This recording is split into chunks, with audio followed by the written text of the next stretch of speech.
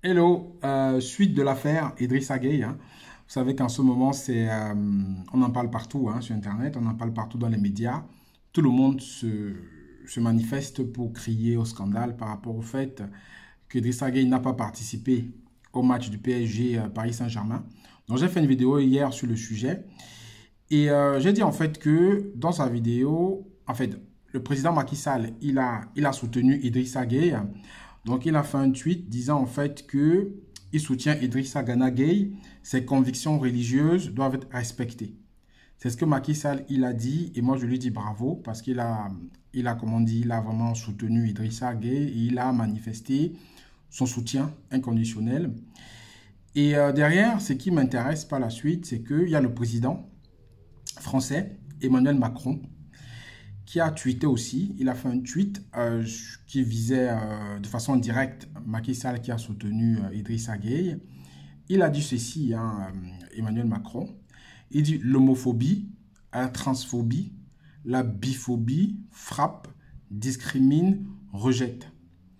Aux côtés de celles et ceux qui en sont victimes, de celles et ceux qui se battent pour les droits humains et l'égalité, nous continuerons le combat. Chacun est libre d'être soi, d'être aimé et d'aimer. Bon, c'est clair. Il a répondu par rapport à ça. Chacun est libre, bien entendu. Chacun est libre d'être soi. On n'a jamais dit le contraire. Mais pourquoi faire un procès à quelqu'un qui n'a même pas dit qu'il était contre quelque chose? On accuse quelqu'un de façon, on lui prête les intentions. Chacun est libre d'être soi. Chacun est libre de soutenir la cause qui lui sied, la cause qui lui tient à cœur. Mais pourquoi est-ce que quelqu'un qui ne veut pas participer à un événement qui est contre ses valeurs, on lui tire à boulet rouge? Pourquoi est-ce que quelqu'un qui veut juste se conformer à sa religion, on tire à boulet rouge? Moi, je vais un peu pousser un peu plus loin. Là, c'était un peu la réaction des deux présidents. Et je pense qu'il y a aussi d'autres personnalités qui ont soutenu Gana Gueye au Sénégal. Et ça, bravo à eux. Et derrière, on va un peu revenir pour poser un peu le cadre. Donc, pour vous faire comprendre que, de mon analyse à moi, je pense que ça va au-delà de ce qu'on veut nous faire croire. Toutes les associations LGBT+, ont tweeté en France, en fait, ont écrit pour dénoncer ça, pour dire que comment on appelle ça, que ce n'est pas possible, que ce n'est pas normal, qu'il doit être sanctionné. Et il y a plusieurs associations comme ça qui ont même appelé à vraiment la sanction financière, qu'il faut qu'il soit sanctionné financièrement. Mais moi, je veux un peu revenir à quelque chose. J'ai par exemple parlé du geste de Cristiano Ronaldo qui n'a pas été sanctionné plus que ça. Et je veux aussi revenir sur par exemple, un grand événement qui va se passer bientôt, qui va se passer dans le monde. C'est la Coupe du Monde de football. Coupe du Monde de football. Donc, comme on est dans le monde du football, on peut faire le rapprochement par rapport à ça. Ça se passe au Qatar. Et au Qatar, en fait, tout le monde est sans ignorer le travail qu'on inflige, en fait, les conditions de travail qu'on inflige à ceux qui construisent les infrastructures pour la Coupe du Monde 2022 au Qatar. On n'a jamais crié dessus, on n'a jamais condamné le Qatar pour cela. Alors que pour moi, c'est quand même aussi quelque chose de très grave quand on voit les conditions dans lesquelles ces personnes-là travaillent pour construire les stades, les infrastructures qui vont accueillir les pays qui vont venir jouer la Coupe du Monde. Ça n'a jamais choqué, ça choque personne. On n'en parle pas. Parce que quoi? Parce que il y a l'argent, et quand il y a l'argent, tout le monde se tait. On va condamner, mais les gens travaillent dans des conditions ignobles, mais ça ne choque personne. Mais lorsqu'il y a un joueur de foot qui décide, un joueur de foot africain, qui décide de ne pas participer à un match parce que ce n'est pas en accord avec ses valeurs, là, toute la terre entière se meut. Pourquoi? Moi, je pense que la réponse, elle est claire. On n'a pas un lobby fort africain. Les Africains sont piétinés, sont simplifiés. Et dans la vidéo d'hier, j'ai justement dit, je ne vais pas retrouver les articles en détail, mais j'ai justement dit en fait qu'il y avait eu d'autres joueurs de foot du même championnat français qui avaient refusé de pouvoir honorer cette journée, parce que c'est la 37e journée de Ligue 1 que la Fédération française de football a décidé, non la Ligue, plutôt c'est la Ligue de football professionnel qui a décidé que ce sera une journée consacrée à la lutte contre l'homophobie. Je pense qu'il y a des capitaines qui n'avaient pas respecté ça. Je pense qu'il y avait Radamel Falcao, il y avait Morel, il y avait Cavani. Il y avait 3-4 capitaines qui avaient refusé de changer leur brassard avec le brassard couleur LGBT. Mais toutes les personnes que je cite là étaient des personnes qui avaient une couleur de peau qui n'était pas noire. On ne les a rien dit. Pourquoi est-ce qu'il y a un acharnement sur Gana Gueye? Pourquoi cet acharnement? Ça, je pense que dans le fait qu'il est africain. Et de deux aussi, il y a un peu la religion. Parce que qu'on le veut ou pas en France, c'est une société qui est islamophobe. Hein. Ça c'est pas moi qui le dis. Tout est marqué sur Internet. Tout circule dans ce sens-là. Donc, ça fait deux raisons. Africains, musulmans, ben forcément, tir à boulet rouge. Mais je vais revenir sur le Qatar. Là, j'ai trouvé des articles là qui sont sympathiques pour vous faire comprendre en fait qu'il y a deux poids, deux mesures. En fait, l'article est clair. Il dit homophobie, Coupe du Monde, les homosexuels, pas si bienvenus que ça au Qatar. Dans l'article, en fait, on explique que il y a une enquête scandinave qui a été faite et les couples gays seront refusés par des hôtels en fait recommandés pour la FIFA. Donc, c'est des personnes qui ont enquêté, qui ont appelé des hôtels au Qatar, qui ont dit, voilà, nous sommes un couple homosexuel, est-ce qu'on est bienvenu pour la Coupe du Monde? Et les hôtels ont dit, non, vous n'êtes pas bienvenu là-bas. Et c'est connu de tous. Et ça n'a choqué personne. Ça n'a choqué personne que même les hôtels, c'est même pas encore au stade. On est encore même dans une sphère privée. C'est-à-dire que les hôtels au Qatar, il y en a certains qui refusent de pouvoir accueillir des personnes de même sexe, de résider dans leur hôtel comme un couple. Ça, c'est au Qatar et personne ne dit rien. Parce qu'il y a le pouvoir, parce qu'il y a l'argent. L'argent fait taire les bouches. Ensuite, encore, je continue. Je continue, en fait. Justement, il y a les journalistes qui ont contacté 69 hôtels recommandés par la FIFA. Ils se faisaient passer à chaque fois pour un couple d'hommes désireux de partir au Qatar pour un voyage de noces. Et 33 établissements n'ont mis aucune objection et 3 autres ont catégoriquement refusé sans dissimuler la raison. Nous n'acceptons pas les couples homosexuels. Donc, ça veut dire que déjà, c'est connu, c'est officiel, c'est marqué partout, mais ça n'a choqué personne. Emmanuel Macron ne s'en est pas ému, le président d'Allemagne, de la Belgique, personne ne s'en est ému par rapport à ça, parce qu'il y a l'argent. Au-delà même du fait que les travailleurs qui ont construit les infrastructures soient maltraités, au-delà du fait que ce pays est complètement homophobe, c'est-à-dire qu'ils ne le cachent pas, ça n'a choqué personne. Ensuite, en fait, d'autres ont dit à cause de la politique de l'hôtel. Après, maintenant, il y a encore tout dans le même article, on parle justement des personnes qui ont accepté. Ils disent en fait que c'est bon, si vous habillez convenablement, vous n'affichez pas de comportement sexuel, ne vous embrassez pas en public. Ça veut dire que vous serez comme deux copains, on refuse que vous affichiez votre comportement homosexuel en public dans ce pays-là. Et en fait, il y a même l'autre qui dit, un autre hôtel toujours, qui dit que la police a arrêté des Qataris à l'hôtel qui avaient des relations. Ça veut dire que c'est condamné là-bas et c'est connu de tous. Mais ils vont aller jouer la Coupe du Monde là-bas et ça ne va choquer personne et personne ne condamne cela. Après, dans le même article encore, plus grave, ils disent que Doha avait interdit le mois dernier que les drapeaux arc-en-ciel, symbole de la diversité sexuelle, pourraient être retirés à des supporters qui les brandiraient dans les stades, prétendus pour les protéger. Donc, ils disent en fait simplement que si vous voulez manifester votre point de vue sur la situation, faites-le dans une société où ce sera accepté. Ça veut dire qu'ils n'acceptent pas ça chez eux. Et ils l'affichent, ils ne le cachent pas. Mais ne venez pas insulter toute la société avec ça. Ça, c'est ce que Abdulaziz Abdullah Al-Ansari a dit. Et toute allusion à la lutte LGBT est proscrite au Qatar, ou même la séduction en vue de commettre un acte de sodomie peut être sanctionnée de 3 années de prison. Ça veut dire quoi? On dit en fait que la FIFA n'a pas répondu sur le fond d'accusations portées par les médias scandinaves, se contentant de déclarer que toutes les mesures nécessaires seront mises en place pour les supporters LGBT afin qu'ils puissent, comme tout le monde, se sentir les bienvenus et en sécurité. Donc ça veut dire en gros que voilà un pays qui va accueillir, je ne sais pas, c'est 28 pays ou 32, je ne sais pas le nombre qui vont arriver à la Coupe. Moi je crois que c'est 28 ou 32, qui ne cache pas, qui affiche le fait que qu'ils sont homophobes. Ils ont des lois qui punissent l'homosexualité parce que ce n'est pas en accord avec leur religion, ce n'est pas en accord avec leur société. Et c'est que les hôtels ne veulent pas accueillir des personnes de même sexe. Dans les stades, on ne veut pas que les mecs brandissent les drapeaux LGBT. En fait, c'est clair, c'est connu, on ne cache pas. Mais aujourd'hui, on fait un procès. On fait un procès à quelqu'un parce qu'il a refusé d'être sur une feuille de match. Attends, je ne sais pas, comprenez bien. D'être sur une feuille de match à une journée de football, 37e de la Ligue 1, parce qu'il a dit que moi, il n'a même pas dit, attention, il n'a même pas parlé. Parce qu'il a fermé sa bouche, il a dit, on ne l'a pas vu sur le stade, on ne l'a pas vu au terrain avec un maillot floqué avec les couleurs LGBT. On le taxe d'homophobe.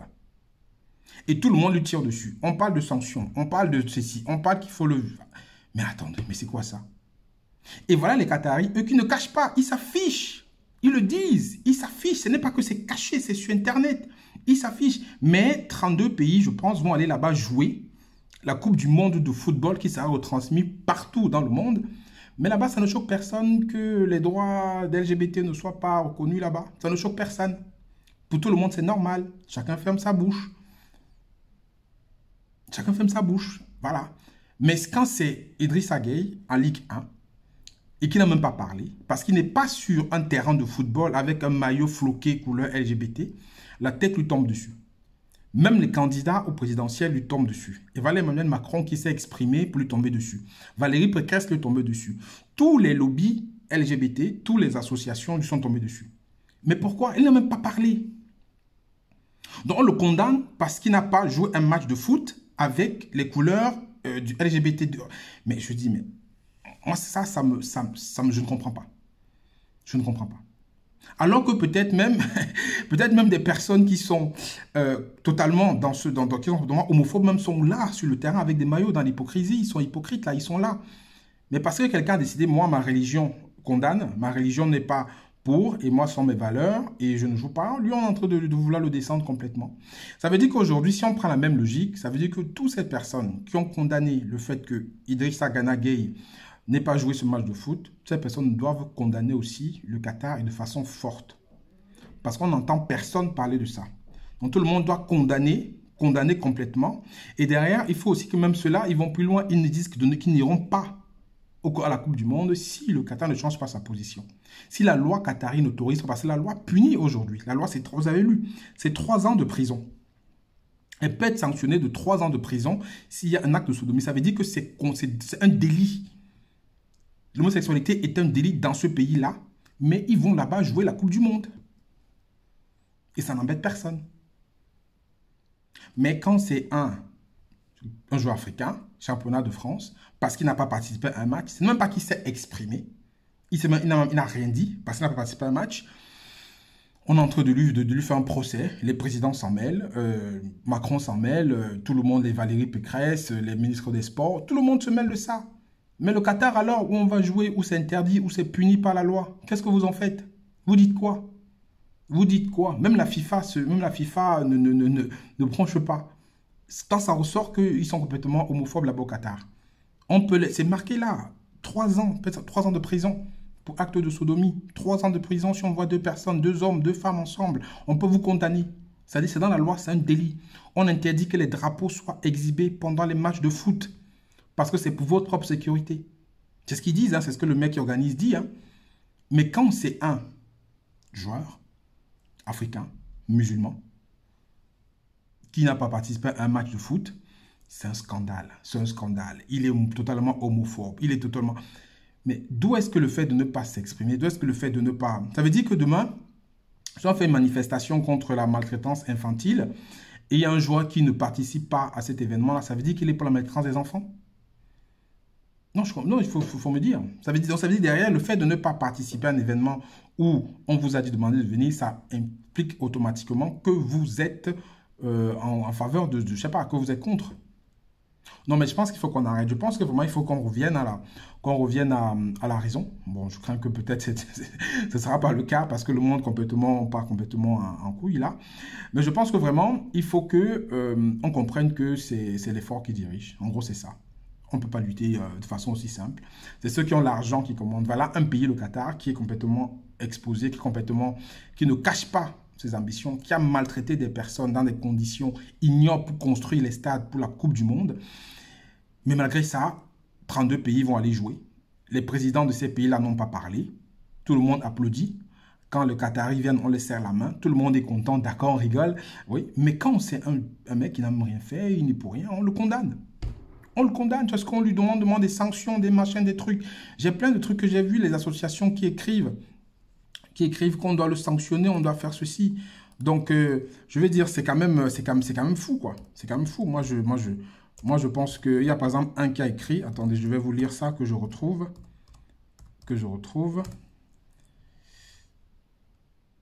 Il y a Valérie Pécresse, machin. Valérie Pécresse a dit qu'il faut le sanctionner, ça c'est connu. Voilà. On dit sanctionner pour homophobie. Donc, tout le monde dit qu'il faut le sanctionner. Je trouve que c'est complètement fou, quoi. C'est complètement fou. Mais par contre, on dit, il y a un article qui demande, est-ce qu'il peut être sanctionné? Je me demande, comment on peut se poser la question? Comment on peut se poser la question, est-ce qu'il peut être sanctionné? Sanctionné qu'il a fait quoi? Sanctionné qu'il a fait quoi? Bah, je ne comprends pas. Voilà. Qu'est-ce qu'il a fait quoi? Voilà, machin, France Bleu, une évolution de l'attitude. Le PSG l'a lâché, ça c'est clair. Et le club renvoie Gay à ses machins. Voilà. Donc, aujourd'hui, on se pose la question de le sanctionner. Je trouve que ce n'est pas légal. Donc, que les personnes, en fait, qui condamnent, que les présidents, que les clubs de foot et tout ça qui vont aller au Qatar, n'aillent pas au Qatar. Qui n'y aillent pas, parce que, bon, forcément, c'est un pays complètement homophobe et ben, qui n'aillent pas. Qui n'aillent pas. Parce que là-bas, les droits des homosexuels ne sont pas respectés. Et c'est un pays qui ne... Mais ils vont tous partir. Parce que c'est le pognon qui dirige et on n'y peut rien.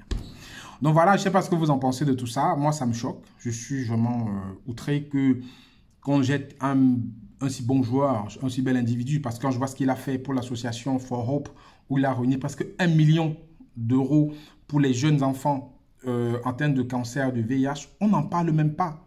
Alors qu'il a fait un superbe événement où il a récolté de l'argent pour les enfants atteints de VIH et de cancer. Mais on ne parle même pas de ça. On ne met pas ça en avant. Ce qu'on met en avant, c'est qu'il n'a pas participé à un match où il fallait qu'il porte un maillot floqué aux couleurs LGBT. Voilà à quoi on résume ces derniers jours. Mais personne ne met l'accent sur le fait qu'il a fait une superbe soirée où il a récolté plus de 1 million d'euros pour les enfants atteints de VIH et de cancer. Personne n'en parle. Dès qu'on tape un peu Idrissa Gueye sur Internet, on ne voit que cette affaire de sanctions, sanctions, sanctions, sanctions. On ne voit pas, alors qu'il faut plutôt voir ce qu'il a fait de positif. Mais je trouve que c'est quand même faux, quoi. Je trouve que c'est pas cohérent tout ça. Et une fois de plus, ça me révolte. Donc, mettez ce que vous en pensez en commentaire, parce que cette histoire, vraiment, c'est quelque chose de très bizarre. Et je pense que, effectivement, c'est ceux qui ont le pognon, ceux qui ont l'argent, qui veulent influencer nos pensées, influencer comment on dirige, comment on réfléchit, comment on pense. Et si vous ne pensez pas comme eux, vous êtes le mal et vous devez vous conformer, parce que c'est eux qui ont vraiment la vérité, c'est eux qui ont la pensée unique. Si tu es contre la pensée unique, ça veut dire que tu penses mal. Voilà. Et comme c'est eux qui te disent comment tu dois penser, qui te disent comment tu dois faire, si tu es pauvre, ou peut-être tu n'as pas assez de pognon, si tu es noir et que tu n'as pas ton mot à dire, ferme ta gueule et fais comme on te dit, parce que ce que je te dis est bien, mais ce n'est pas comme ça. On doit garder nos valeurs, garder nos convictions, parce que c'est ça qui fait de nous ce que nous sommes. Mettez-moi ce que vous pensez en commentaire. Je vous dis à très bientôt. Ciao, ciao.